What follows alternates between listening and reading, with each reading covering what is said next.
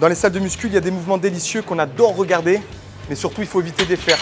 Comme le tirage dos à plat ou l'enroulé curl.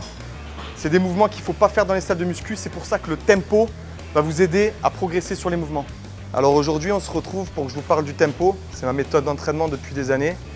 Et je vais vous expliquer comment s'en servir pour la musculation. Donc c'est bien d'en faire quand ça fait quelques années qu'on fait de la musculation. Elle se comporte en 4 phases. Chaque point va être en secondes. Le premier point, ça va être le temps de la phase d'étirement du muscle. Ici, ça va être la montée. Donc ça correspond au premier chiffre. Je bouge, par exemple, j'ai 4 secondes, je dois faire 4 secondes dans la montée. Le deuxième point, l'étirement statique, ça va être l'étirement total du muscle, en statique, c'est-à-dire que je ne bouge plus. Le troisième point, la contraction du muscle, elle est en mouvement, je bouge. Chaque point, comme je vous dis, est bien en secondes. C'est ça qu'il faut bien comprendre. Et ensuite, la phase concentrique statique, c'est-à-dire la contraction du muscle, c'est le 4e chiffre. Le tempo en musculation va permettre de vraiment comprendre le muscle dans lequel on travaille. Ça va être une contraction musculaire qui va être complète. C'est à ce moment-là où vous allez pouvoir mettre de la tension dans votre muscle. Ce qui va permettre de garder à peu près les mêmes charges, mais d'augmenter la vitesse d'entraînement.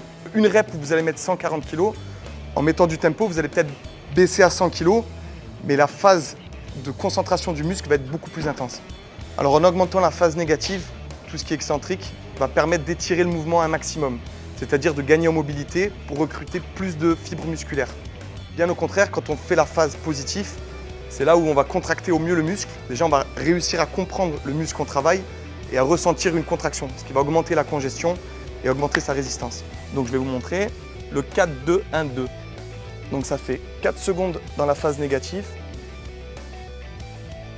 2 secondes dans la phase négative statique, 1 seconde dans la phase concentrique, 2 secondes dans la phase concentrique statique. Et on recommence. Pour le deuxième mouvement que je vais faire, ça va être un mouvement de squat. Je vais utiliser un mouvement 1-2-1-2, c'est-à-dire 2 secondes en haut, 2 secondes en bas.